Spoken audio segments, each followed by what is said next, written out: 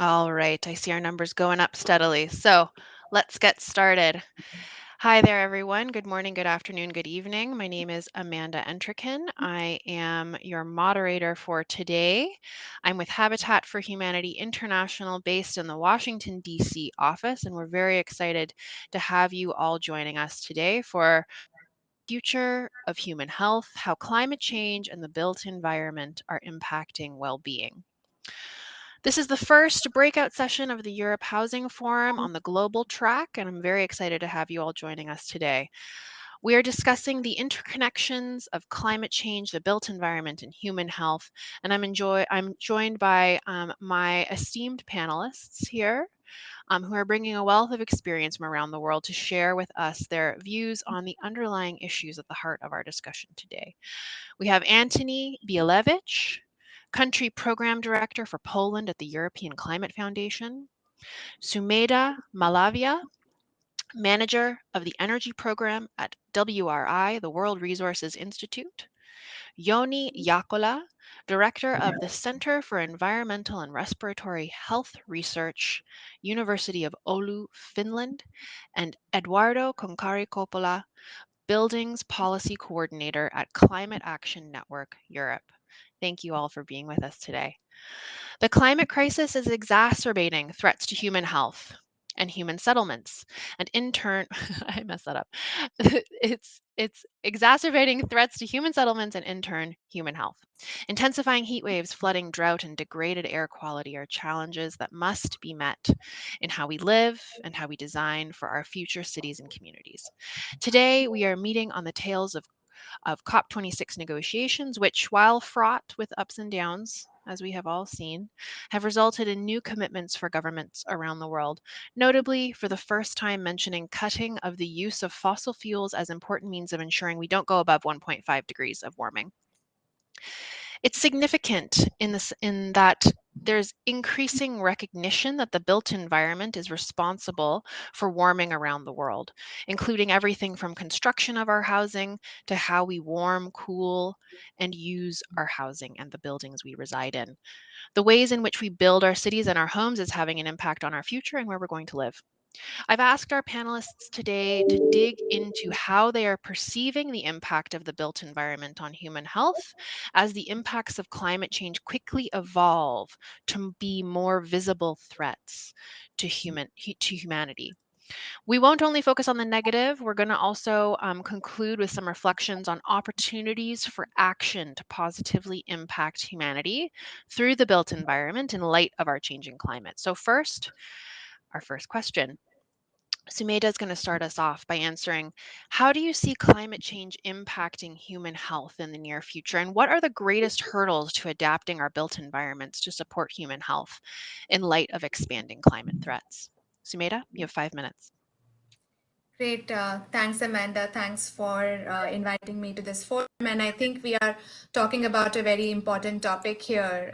Just quickly, by way of introduction, I work with the World Resources Institute, WRI, which is a research organization working at the nexus of environment and development issues. And I manage a project which we call the Zero Carbon Buildings Accelerator, where we're working with national governments on building decarbonization roadmaps, in which our specific focus has also been that in addition to achieving climate goals and meeting SDGs, we also achieve co-benefits. So better health, better air quality, jobs, and improved energy reliability as a consequence of building sector decarbonization is a focus area for us.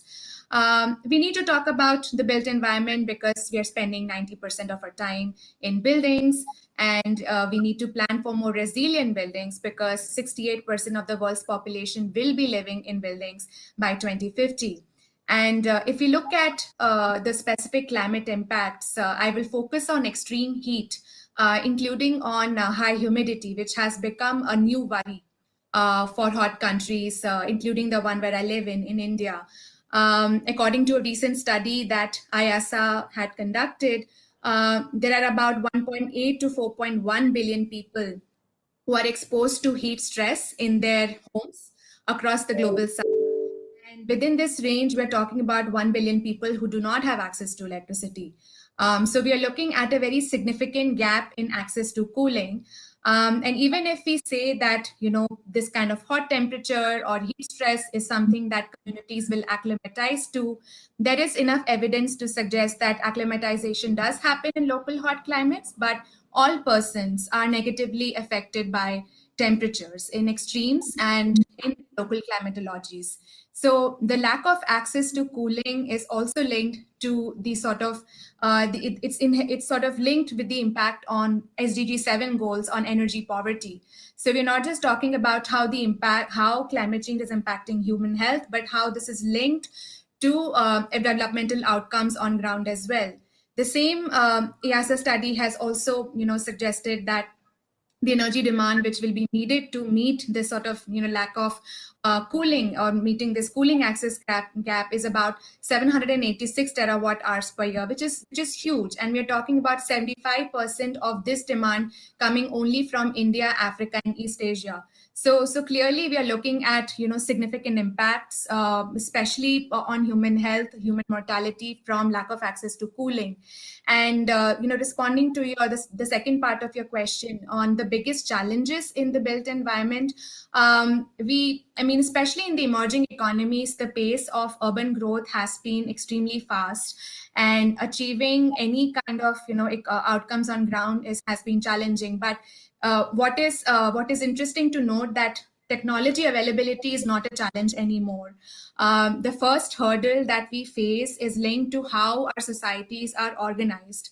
There is a glaring inequity in the distribution of climate-related health impacts, and planning which is inclusive has become necessary. So if you notice, most of the impacts are going to affect the most vulnerable nations, which have less infrastructure, and they're going to be hit hardest by extreme heat.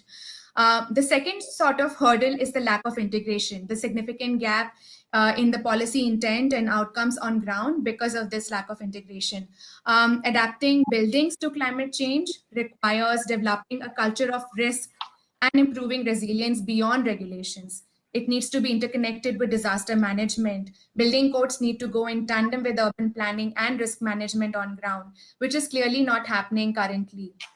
And finally, the last hurdle that we face is the lack of tools and data to reinforce long-term decision-making processes and forecasting, which could avoid us to come up with short-sighted policies, which tend to be prioritized very quickly because they are easy to do, or the so-called low-hanging fruits. But a lot of work needs to be done in this space, and I'll just stop here in the interest of time.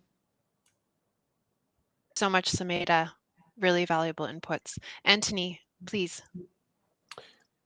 Good afternoon. My name is Antoni Bielewicz, and I'm representing a large international philanthropy that is focusing on shaping climate and environmental agenda in Europe, especially in European Union, as well as worldwide. So our impact is also quite global one, I should say. So there are no questions that climate change, and there are no doubts that climate change is influencing health.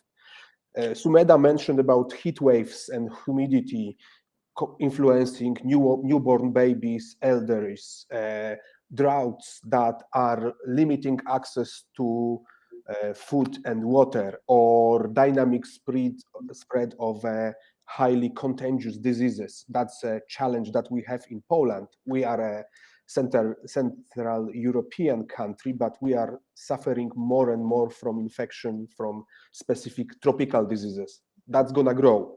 But the specific issue I would like to mention about is actually something that is typical for our region and especially to Poland.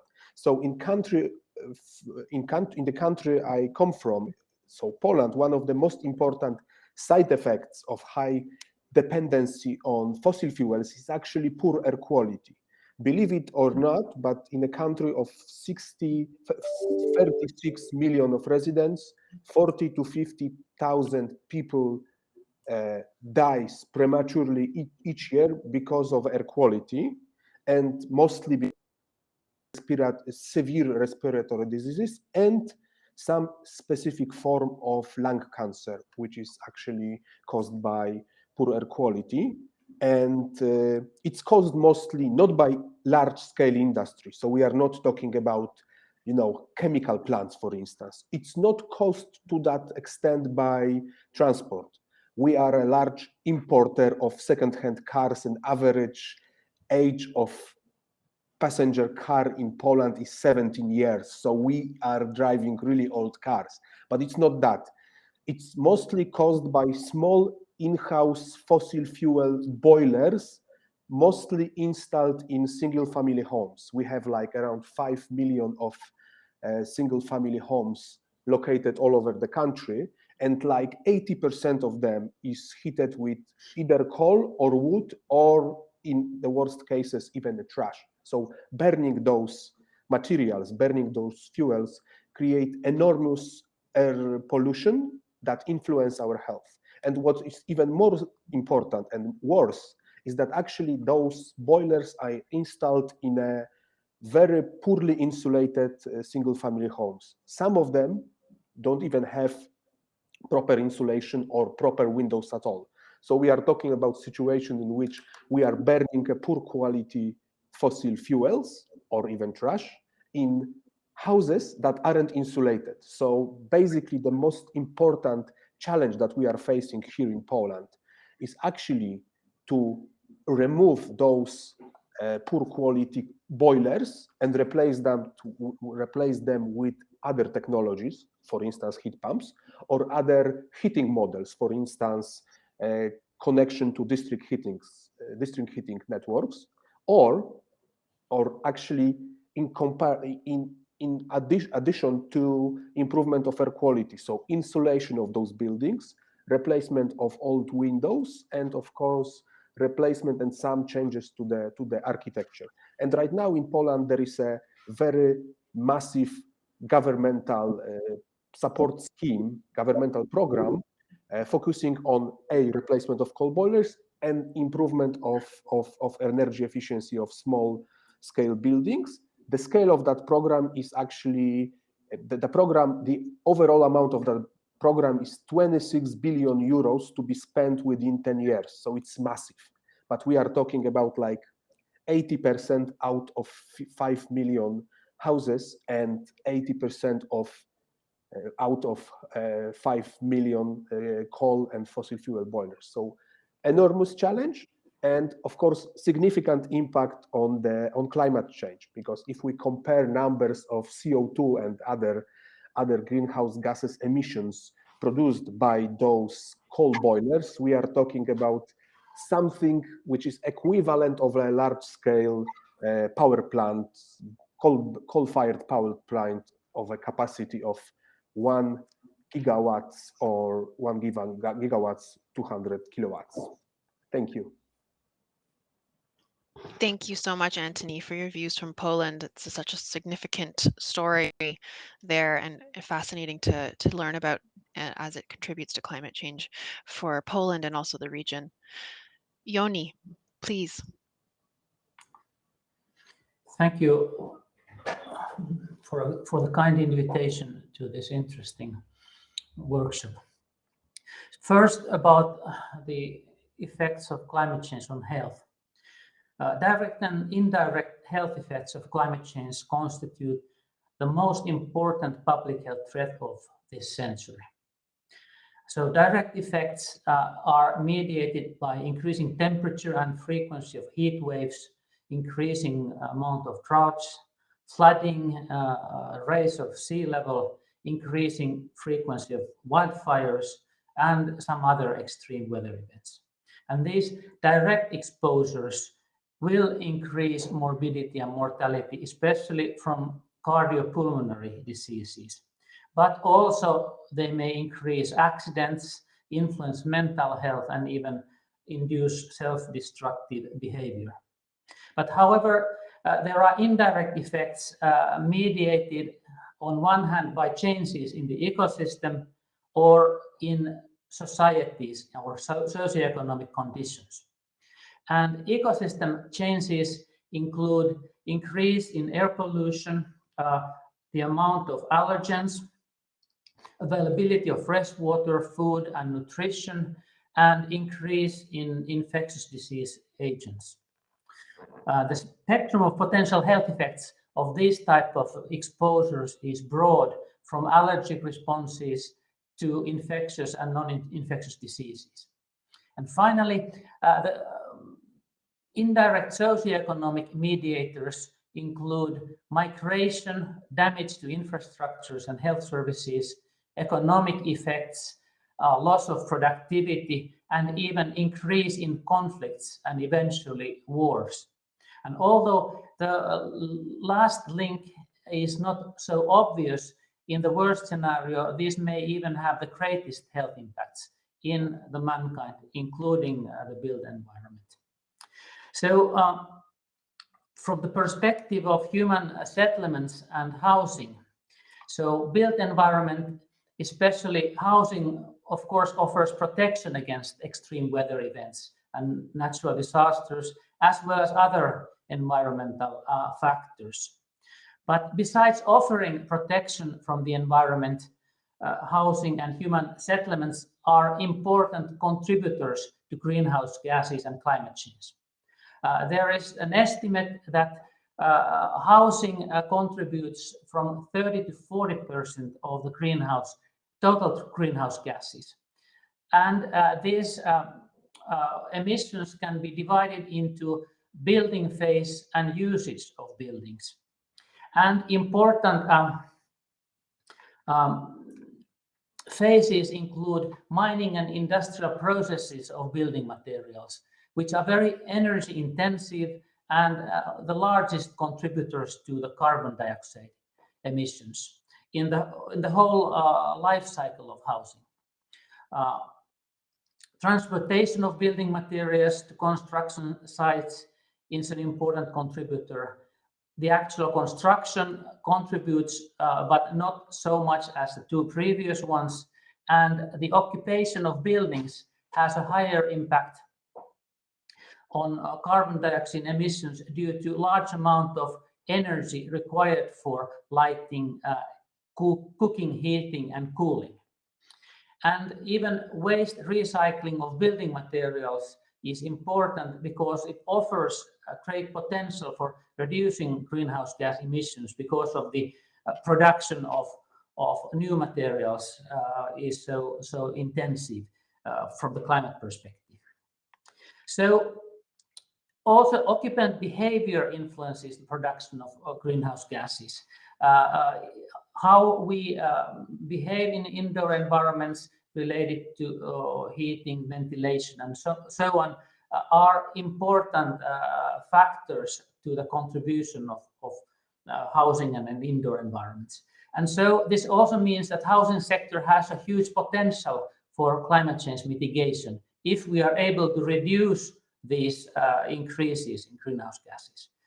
Occupancy patterns relate to the amount of time spent at home and other indoor environments. And the working and the lifestyle of the occupants is a major determinant of energy consumption and thus also impacts on climate change. So most people typically spend from 60 to 90% of their time at home and other indoor environments. And household energy consumption is linked directly to the amount of occupant time spent indoors. So a couple of words about the greatest hurdles to adapting to the climate change with respect to built environment. An important hurdle is the fact that adaptation to climate change often requires additional energy. For example, cooling will decrease the health risks related to heat waves and high temperatures, but will consume energy. And if this energy is fossil fuel based, it will increase climate change. And so we are in a vicious cycle. So this means that transformation to clean energy is really critical in climate change adaptation, because in that way we can at the same time reduce climate change pressures and improve health conditions. Similarly, increase in ventilation rate reduces indoor air concentrations and reduces health effects. But the other side of the coin is that that it will also require energy. And again, we have the same requirements for cleaner energy. So thank you very Yoni, much. just a few seconds left there. Yes, thank you. I'm done. Oh, awesome. Okay, sorry. Thank you. Thank you so much for your intervention, um, and your views. Truly helpful here in our dialogue. Eduardo, you're next. Thanks, Amanda. Good afternoon, everyone, or good morning, according to the time zone. And thanks also for the invitation to the Europe Housing Forum. In my short presentation today, I just would like to contribute to the discussion with an overview of what is the current situation of the building sector in Europe and what is its impact on the environment, on the economy, as well as on people's health. There are, in fact, many hidden costs to the buildings we live and work in, and this also depends on the lack of adequate policies to address the built environment holistically. As the other panelists have already pointed out, buildings are among the main culprits of the climate crisis, and they also contribute to sharpening social and health inequality. In Europe, buildings account for around 40% of all the energy consumed, thus being the single largest energy consumer, and 36% of the energy-related greenhouse gas emissions. More than 7 out of 10 buildings are extremely energy wasteful, meaning they have a very poor thermal insulation and inefficient heating systems, as they have been built before the 1990s, so before, let's say, any kind of regulation on the energy performance. And it is estimated that the vast majority of the buildings we see today, so around 90%, will still be in use in 2050, so when the EU and also some of the major world economies aim to be climate neutral. Worth recalling, as also already mentioned by Joni, is that the environmental impact of buildings is not limited to their operational phase, so to the use and maintenance, but it spans across their whole life cycle, including the emissions and the energy consumption stemming from the construction phase up until the end of use and the demolition. And these so-called embodied emissions typically contribute to between 10 to 20% of the building's total carbon footprint. So from a climate standpoint, minimizing the impact of buildings is crucial, and failure to take action against climate change could result in losses just for Europe up to 240 billion per year by the end of the century. European buildings still rely predominantly on fossil fuel use, including oil and coal in many regions such as Poland, as Anthony mentioned. And there are thus major contributors, as said, of air pollution, because they add half of the primary emissions of fine particulate matter to the air. And this is a serious threat to people's health. And complementing the figure that Anthony shared regarding Poland, I can say that at EU level, we can say that almost 400,000 premature deaths every year are attributed to chronic exposure to fine particulate matter. And at the same time, beyond the environmental and health impacts, there is also a dire social cost to the current status of the buildings, because inadequate and leaky housing is, commonly recognized as one of the root causes of energy poverty, a social emergency that just in Europe affects 1 out of 10 households who cannot sufficiently light, heat, or cool their homes. And inadequate housing is linked to hundreds of thousands of premature deaths in Europe per year, while contributing to almost 200 billion burden on public health costs. So moving towards a highly energy efficient, sustainable and renewable based building stock stands out as a key matter of social, health, economic and environmental urgency. This implies on the one side that new buildings must be constructed in the most future-proof way, including a very high energy performance with minimal energy needs, a fully renewable energy supply, and requiring the use of sustainable and circular materials. But at the same time, on the other side, we also need to transform the existing building stock to fully tap into its energy savings potential and to phase out the use of all fossil fuels. To achieve this, we need to increase exponentially deep energy renovation rates and accelerate the shift towards a fully renewable energy supply, thereby harnessing all the multiple benefits that are associated with a better performing and a decarbonized building stock. For the environment, the benefits of course include energy savings and lower greenhouse gas emissions and a better air quality for all. Whereas for the economy, energy efficient and decarbonized homes ensure lower energy bills for households, reduced public healthcare spending, and also a lot of green employment opportunities. It is estimated that by 2030, an additional 160,000 jobs could be created only in the EU by investing in buildings energy efficiency. And finally, there are also social benefits, of course, in terms of improved health and well-being and also productivity, thanks to healthier homes and offices. It is estimated that for every 1% increase in the energy efficiency targets at EU level, 7 million people can be lifted out of energy poverty.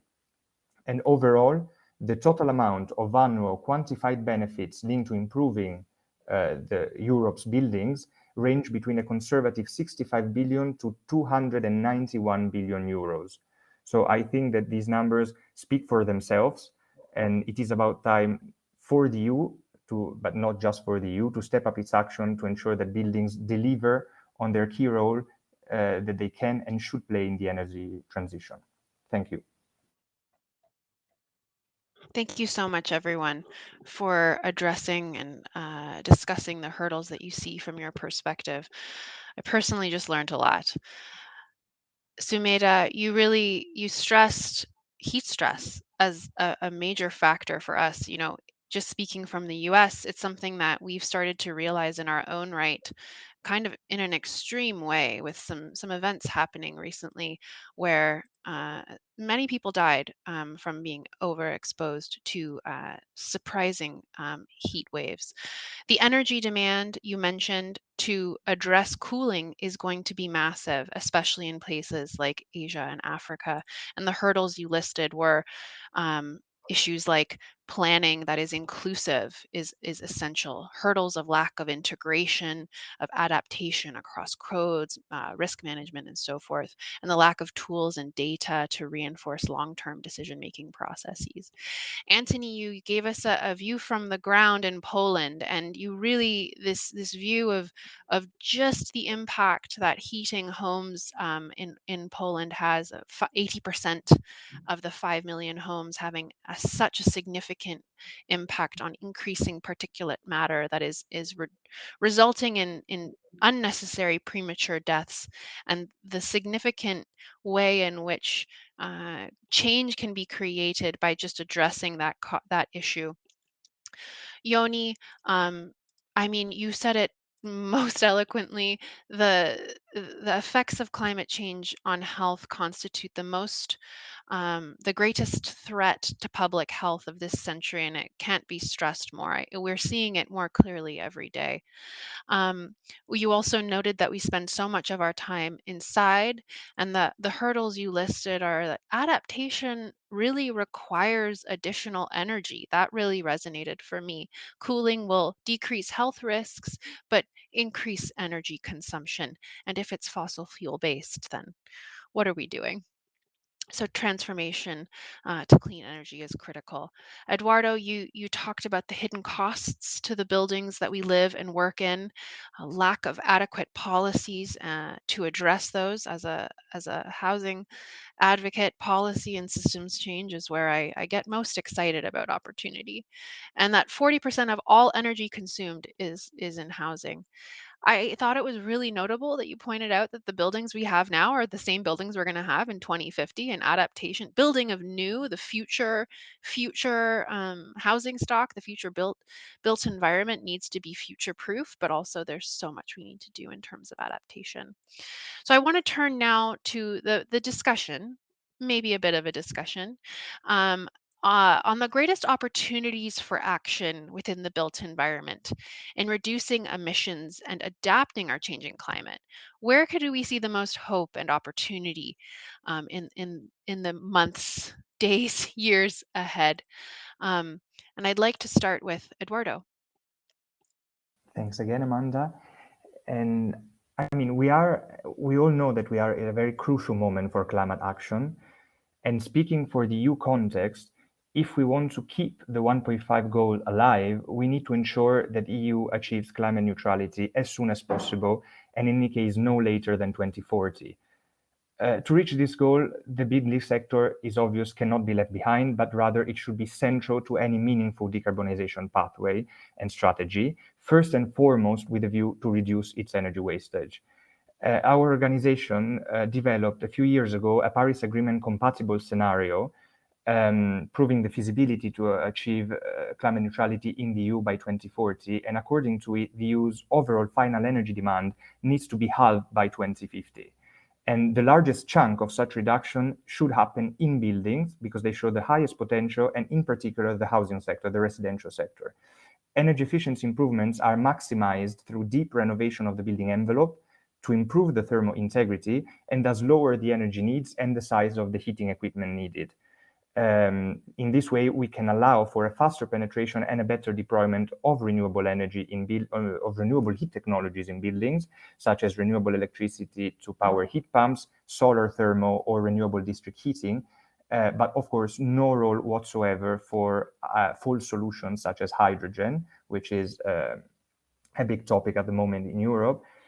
And the renovation wave strategy was presented by the European Commission last October as part of the Green Deal, precisely to trigger its transformation, but it has missed the chance to foresee an adequate level of ambition for the decarbonization of the sector at the pace that is needed. The aim is, in fact, to double the current rate of renovations across Europe in line with the higher 2030 target of minus 55% and the climate neutrality goal by mid-century. But this, as I said before, this is not enough to be in line with the 1.5 goal, and this is why it is crucial to ensure that more ambition is now enshrined in the sectoral legislation that we are now revising in the so-called Fit for 55 package at EU level. In this context, the overall of the energy policy architecture, and here I mentioned the Energy Efficiency Directive, the Renewable Energy Directive, and the Energy Performance of Buildings Directive, they are all have a strategic importance at this moment. And these legislative revisions are the unmissable chance to include ambitious measures to trigger higher and deeper renovation rates for existing buildings and to phase out the use of fossil fuels in the sector, ensuring a future-proof and an affordable built environment for all. So this is really the moment now to act. Thank you. Thank you, Eduardo. Let's get mobilized. Yoni. Oh, Yoni, you are muted. Yeah. Thank you. Like in some other areas of climate change mitigation, like in nutrition and exercise, transportation. So housing and built environment kind of constitutes a wicked problem in the sense that at the same time there is a need for reducing energy consumption, but on the other hand, available energy means better health. And therefore, I think the critical issue is really the source of energy. So we need to get clean, renewable energy. And then we can use it in an ample way in situations where it is critical for human beings. And of course, we still have to be mindful in the consumption. And there are lots of ways also to reduce energy consumption. But still, we do need energy to stay and live healthy. So also, and for that reason, we need healthy buildings and environments. So, and of course, it's not just energy, it is about the building materials and architecture solutions if we think more broadly. And for example, in built cities, we need to, for example, develop sustainable transportation, which is linked to built environment in general. And finally, I think it's also important to remember that that we need to support built environment with healthful and meaningful sustainable life, and also preferably so that we can maintain contact to the nature even if we live in bigger and bigger urban environments. So this is all about the sustainability of the cities. Of course, built environment is very critical there. Thank you. Thank you, Yoni. Anthony. Please. Thank you. I fully agree with Eduardo. We have a pretty sophisticated regulations in place in some parts of the world. The problem is that they aren't ambitious enough, and the implementation of these regulations might cause several troubles, including, for instance, significant market turmoils. If we think about doubling the ratio of renovation within well-developed countries of European Union, for instance. But there is a source of hope. What we are observing right now is a significant shift of funding from fossil fuel industries to actually clean industries, clean technologies, however we call it. That wave of money should be invested in significant part into buildings. Basically, we have to make buildings some sort of a reference point for green transition. And with that private funding in place and even bigger public funding, we might expect significant changes. And because of some sort or maybe strong political will that we observe in some parts of the world, I'm referring to the European Union here, there is a chance that that work stream of regulatory work stream will meet financial work stream, and we will improve significantly our dwellings and our houses, because the rationale for that is there. It's about climate change, so the long-term risk, and it's about health impacts, which is much closer, which is direct, and which is actually something that we are facing on a different scale and in a different context all over the world. Thank you. Thank you, Anthony. I'd love to hear now from Sumeda.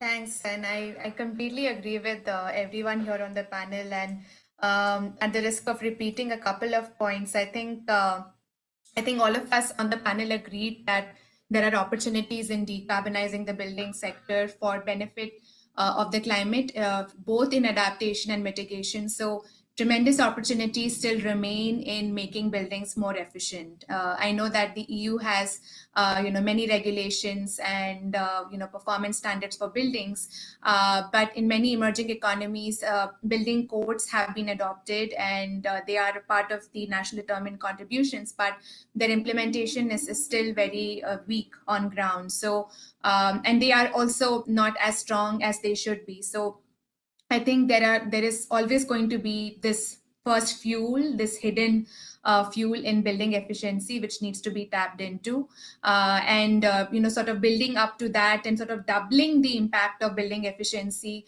on mitigation and also the adaptation benefits will be this integration with renewable energy, which, as Eduardo mentioned, that we're looking at decarbonization and the integration of both energy efficiency and renewable energy, especially in the most critical infrastructure like hospitals and schools. Again, speaking from the vulnerability perspective, in the most vulnerable areas, if we are able to integrate E and RE in the buildings, it adds to not just more resilient communities, but also helps mitigate climate change. So, and we have seen results that the integration of not just that they are not just resilient to climate impacts, but even the pandemic. So many of our rural areas had solar panels, and it really helped when it came to tackling the kind of caseloads that they were seeing during COVID-19, especially in unreliable electricity access areas of the country in India. So there are definitely opportunities in integrating these, and I feel that to Yoni's point on how cooling is also something which is especially through access to air conditioning is also important for our adaptation. It doesn't necessarily have to be met through air conditioning, as we know. An adaptation to heat stress would require, again, an integrated approach in which we have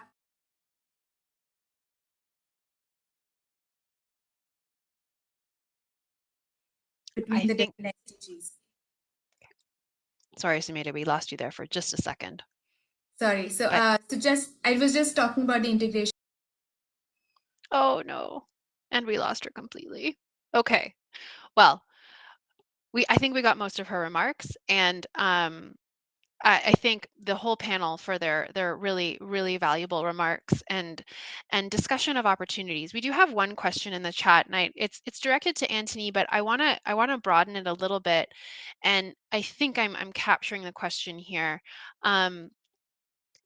there's a question on adaptation and financing for adaptation. Hi, Sumeda, welcome back. We're just moving to the questions. There's a question in the chat that I'm going to ask all of you to answer. The financing of adaptation and the impact of needing to adapt on low-income households and the responsibility to do so. I had personally had a question of like, how do we encourage action? We're talking about, there are many places laws are on the books, but implementation is the issue, and getting over the last mile is really the hardest. We also don't want to see the impact on vulnerable populations being financial, especially in light of issues like energy poverty. With vulnerable populations in mind, and with needing to act in mind, do you guys have any final words, as we have 3 minutes left? I'll start with Yoni. So yes, I think looking from kind of the perspective of societies and nations, it's really critical that the transformation needed is fair. So that everybody can participate and contribute, and no one is left behind. And in policies and in politics, I think that is really something that we have to. The way to succeed in the needed transformation is really to maintain this idea of fairness of transformation. Thank you. Thank you. Anyone else? Anthony. I think that question is absolutely fundamental, and we know that actually all new requirements regarding buildings or heating technologies put enormous pressure on vulnerable groups.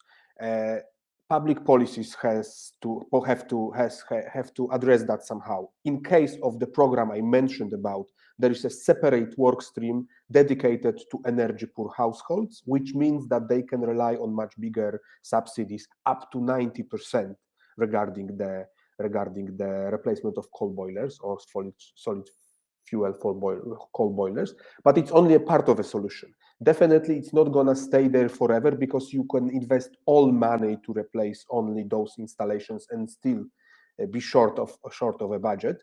So it's about, and that's the challenge right now. It's about building some sort of a common understanding of that challenge within all beneficiaries of the system. So basically, richer beneficiaries should understand that they are getting much less because of a vulnerable group, and it's a matter of good politics, not policies. Yes. It's about politics. Yeah.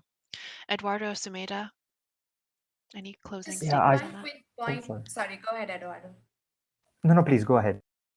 Yeah, no, just one quick point, because I think depending upon where you are, the government leadership and commitment becomes extremely important. And we have seen examples of how green interventions in social housing or affordable housing have made significant difference in people's lives. So there are examples of how simple considerations in building efficient principles in affordable housing projects have significantly improved the number of comfortable hours that housing occupants can enjoy in those kind of dwelling units. So there's significant opportunity with the government playing the role of a service provider, but also as one of the larger builders, depending upon where you are. I'm just talking from the Indian perspective.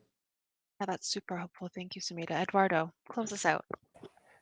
Thank you. No, I just wanted to say I fully agree with what's been said before. It's we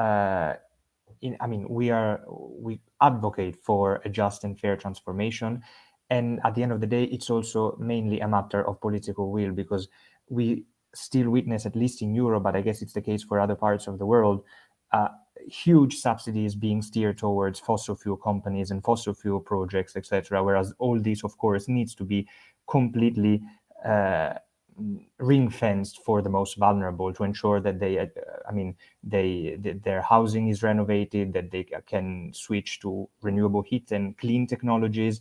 There are the tools in place. There is actually also the money sometimes, but it's just like not put in the right priorities. So it's really the moment where we need to push and advocate clearly and loudly for this to happen. Thank you. Thank you, Eduardo. Thank you all for your comments, your ideas, your leadership in this space.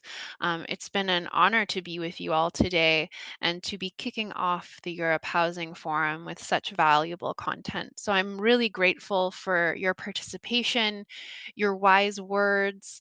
I had said to the panelists that I stalked them all before this, and I will continue to track you all closely in your work, and I hope we get to all work together again very soon because your work is inspiring. So thank you so much to our panelists, to our audience, and to Habitat Europe, Middle East, and and our team there in Bratislava and Brussels for putting on a great event today. Thank you, everyone. Thank you very much. Very Thanks much. all. Very much. Bye. Goodbye. Bye-bye. Bye.